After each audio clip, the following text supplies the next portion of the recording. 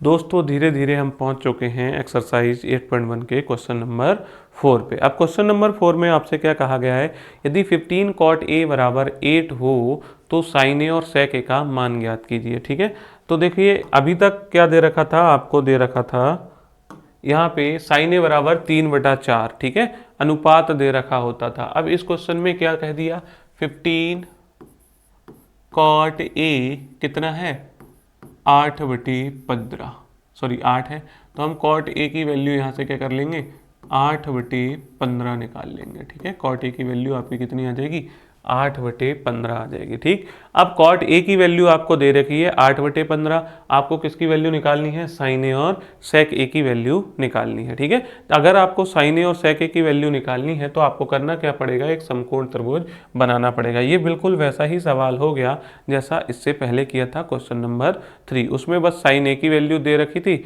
और हमसे टेन ए वगैरह कॉस ए और टेन ए की वैल्यू पूछी थी। अब हमको कॉट ए दे रखा है और साइन ए और सेक ए की वैल्यू पूछी है। बिल्कुल वैसा ही क्वेश्चन हो गया।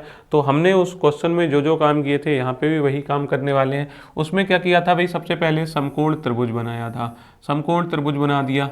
समकोण त्रिभुज के बाद हमने कहा था समकोण त्रिभुज की क्या खासियत होती है, उसमें एक कोण आपका 90 डिग्री होता है। समकोण त्रिभुज एक ऐसा त्रिभुज होता है जिसमें कोई एक कोण 90 डिग्री होता है और 90 डिग्री के जो सामने वाली भुजा होती है ना समकोण त्रिभुज में, वो क्या कहलाती है, कर्ण होती है। और कर्ण क्या होती है, आपकी सबसे लंबी भुजा होती है, सबसे लंबी भुजा होती है। ठीक है, ये वाली चीज़ हमने पिछले सवाल में भी की थी, यहाँ पे भी कर रहे हैं। इसके बाद दूसरा स्टेप जो हमारा होता था, बोले कॉट ए, यहाँ पे आप एंगल देख लो, एंगल क्या है ए, तो एंगल ए दे रखा है। आप इनमें से या तो इस कोण को या इस कोण को, किसी भी न्यून कोण को आप क्या करोगे, एंगल ए मान लोगे। ठीक है, तो हमने कहा कि भाई मान लो कोण ए हमारा ये रहा, कोण ए ये मानने से क्या फ़ायदा हो जाएगा, हमको पता है जो कोण बनता है वो कर्ण और आधार के बीच में बनता है। किस किस के बीच में बनेगा, कर्ण और आधार के बीच में।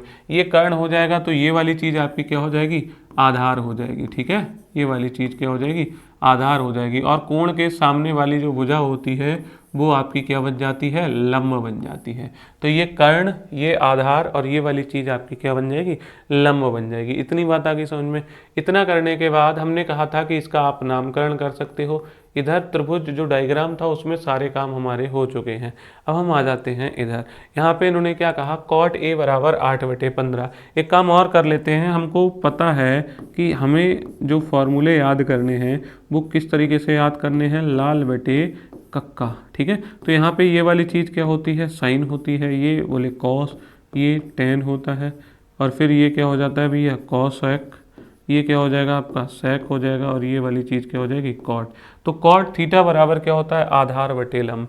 कॉट ए बराबर आपका क्या हो जाएगा जी, यहाँ पे ये ऊपर जो चीज़ है वो आधार को प्रदर्शित कर रही होगी और नीचे वो चीज़ होगी वो किसको प्रदर्शित कर रही होगी, लंब को। ठीक है, तो आप क्या कहोगे, माना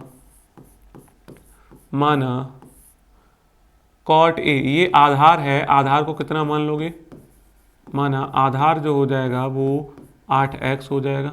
ठीक, और आधार हमारा है कौन सा, ए बी है, तो हम आधार ए बी आधार बोल देंगे, ए बी या आधार क्या हो जाएगा 8x हो जाएगा। ठीक, दूसरा लंब, तो लंब आपका क्या है, लंब आपका कितना मान लेना है आपको, ये 15x मान लेना है। और ए बी है क्या, लंब है क्या, बी सी है, तो बी सी जो लंब है वो आपका कितना हो जाएगा 15x आ जाएगा। तो हमें दो भुजाएं पता चल गई, इस समकोण त्रिभुज में दो भुजाएं हमको पता चल गई।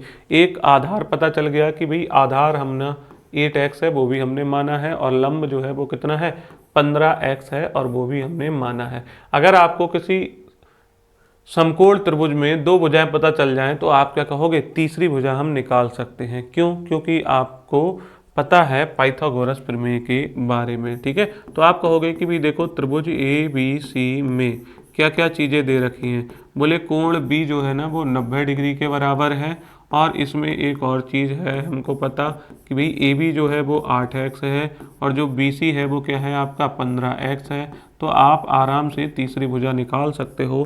क्यों, क्योंकि आपको पता है पाइथागोरस प्रमेय।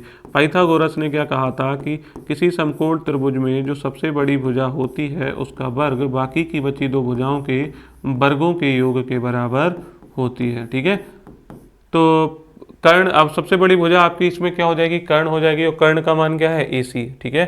तो आप क्या कहोगे कि भैया AC का स्क्वायर बराबर हो जाएगा, ये कर्ण का स्क्वायर बराबर आधार का स्क्वायर, आधार आपका क्या हो जाएगा, आधार आपका AB है, आधार का स्क्वायर प्लस लंब का स्क्वायर, प्लस लंब का स्क्वायर, और लंब आपका क्या हो जाएगा, BC है। तो आपको ये वाली बात यहाँ पे लिख देनी है।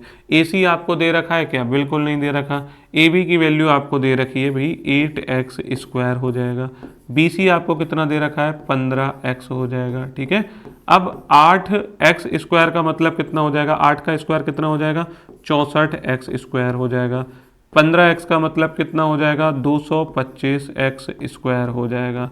और अगर आप 64 और 225 को जोड़ेंगे ना, जोड़ेंगे तो कितना आ जाएगा, तो आपका आ जाएगा AC का जो स्क्वायर आ जाएगा वो किसके बराबर आ जाएगा, 4 5 9, 2 और 6 8, 2 और 6 कितना हो जाएगा, 8 हो जाएगा,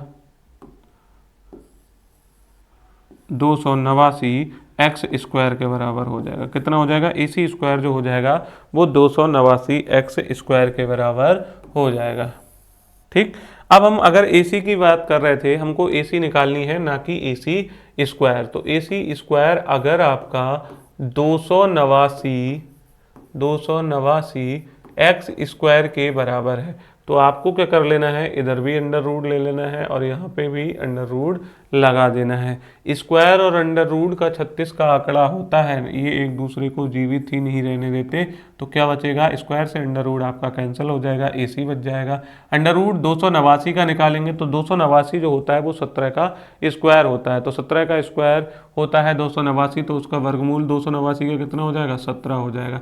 एक्स स्क्वायर की भी शक्तियाँ हैं भैया, स्क्वायर से अंडर रूट काट देगा, कितना बच जाएगा, 17x। तो आपने क्या कर लिया, एक समकोण त्रिभुज की दो भुजाएं दे रखी थी, तीसरी भुजा भी आपने आसानी से निकाल ली। जैसे ही आप तीसरी भुजा निकाल लेंगे, अब आपको क्या कर लेना है, अब आपसे कोई भी त्रिकोणमितीय अनुपात अगर पूछ ले तो आप उसका जवाब फटाक से दे सकते हैं। कैसे दे देंगे भैया, साइन ए। साइन ए आपका क्या हो जाएगा, बोले हमको साइन ए बता दो। हमने कहा साइन ए, अच्छा साइन ए तो लंब बटा कर्ण होता है भैया।